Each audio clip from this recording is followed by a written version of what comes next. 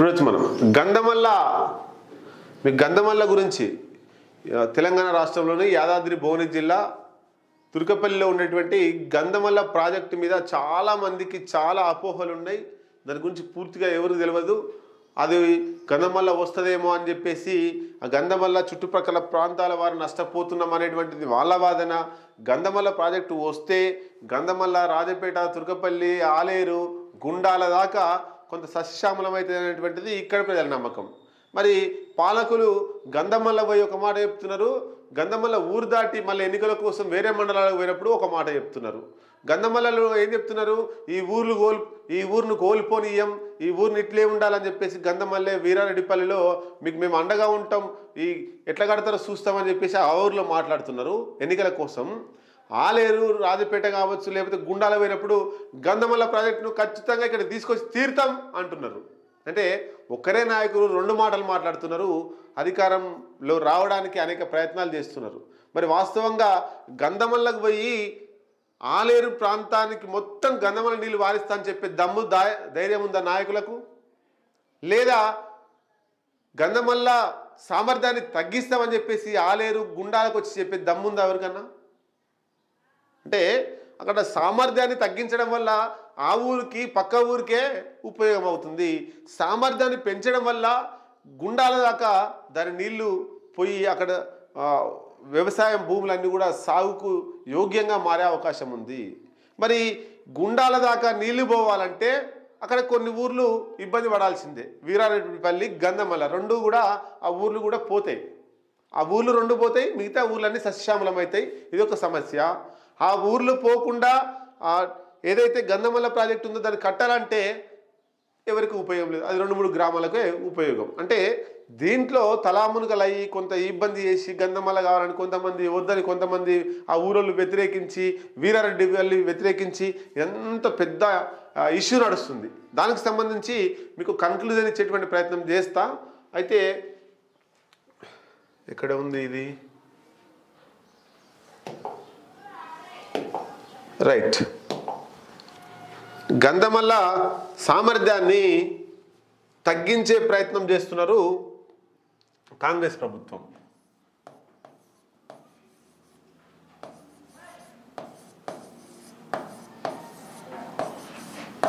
గంధమల్ల జలాశయం ప్రాజెక్ట్ ఇది యాదాద్రి భువనగిరి జిల్లాలో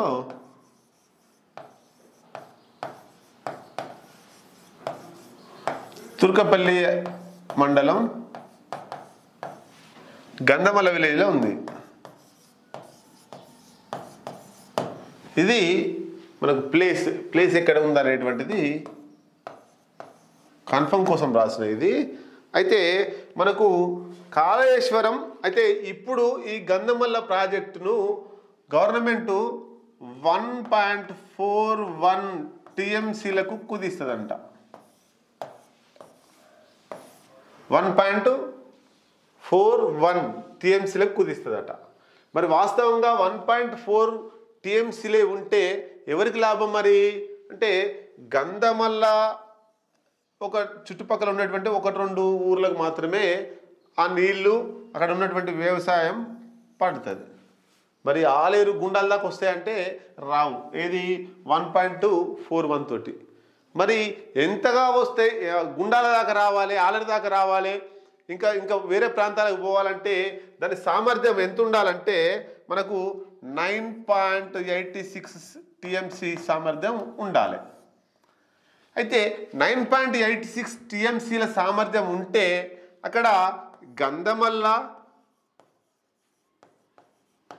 వీరారెడ్డిపల్లి ఈ 2 ఊర్లు కూడా పోతాయి. అంటే ఈ 2 ఊర్లు మొత్తం పోతాయి అన్నట్టు. 9.86 TMCల సామర్థ్యాన్ని గంధమల్ల ప్రాజెక్టుగా కడితే గంధమల్ల ఊరు పోతుంది, వీరారెడ్డిపల్లి ఊరు పోతుంది. మరి ఇక్కడ చూడొచ్చు మనం మల్లన్న సాగర్ నుండి మల్లన్న సాగర్ టు బస్వాపురం రిజర్వాయర్,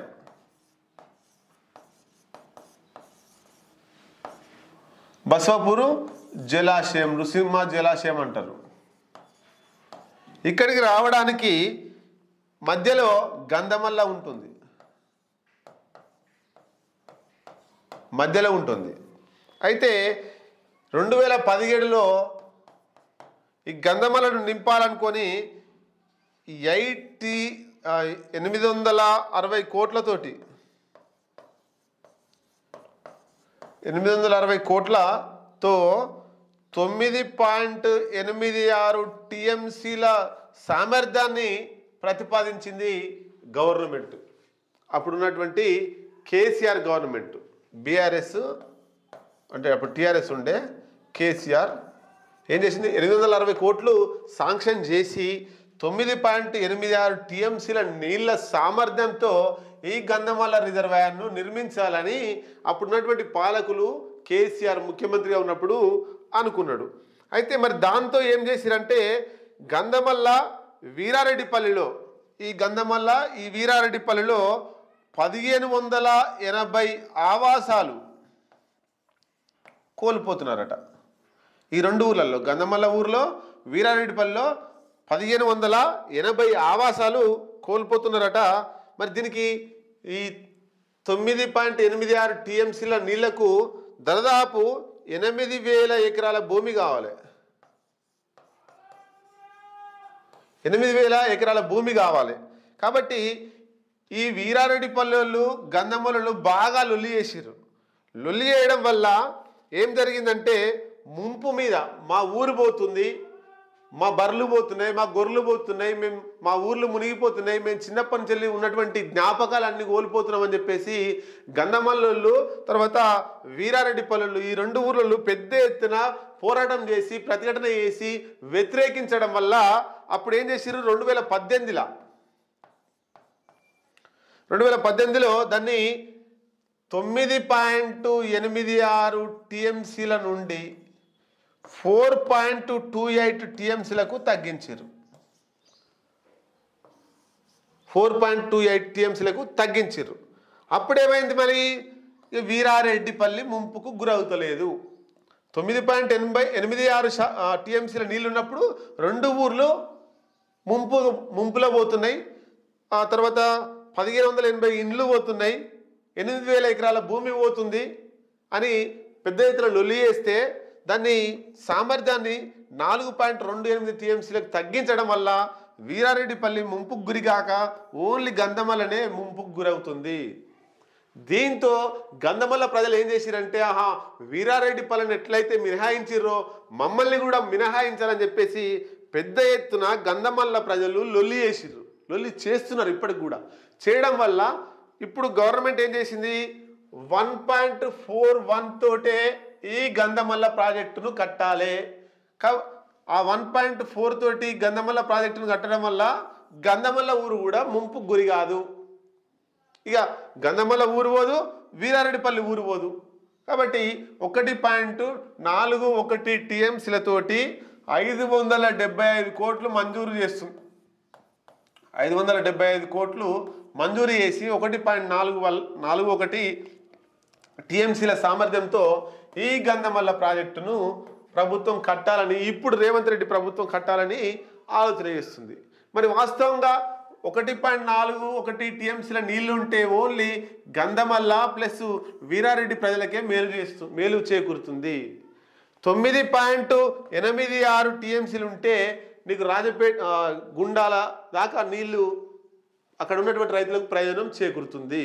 ఇది దీనికి సంబంధించి. అయితే ఈ రెండు ఊర్లు వ్యతిరేకించడం వల్ల అంటే 1000 ఎకరాల సాగు భూమి అంతా కూడా ఇబ్బంది జరిగేటువంటి అవకాశం ఉంది. మరి ఈ ప్రయోజనాల కోసం ఈ రెండు ఊర్లు పోయినా మిగతా ఊర్లన్నీ కూడా సస్యశ్యామలం అయితే అనేటువంటి నిర్ణయం తీసుకునే దమ్ము ఎవరికి కూడా లేదు. లేదా ఆ ధైర్యం తీసుకుంటే ఈ ప్రజల నుంచి వ్యతిరేకత వస్తుందనేటువంటిది పాలకులు అలా అభిప్రాయం. కాబట్టి దీంట్లో పట్టుమంటే పిల్లి కోపం, ఎలుక కోపం, విడవమంటే పిల్లి కోపం అన్నట్టుగా గంధమల్ల ప్రాజెక్టును పెంచమంటే వీరారెడ్డిపల్లెతోటి గంధమల్లలతోటి లొల్లి, పెంచమనకపోతే ఆలేరు గుండాల ఇంకా వేరే ఊర్లతోటి లొల్లి. ఇది పాలకుల పరిస్థితి అట్లా తయారైంది.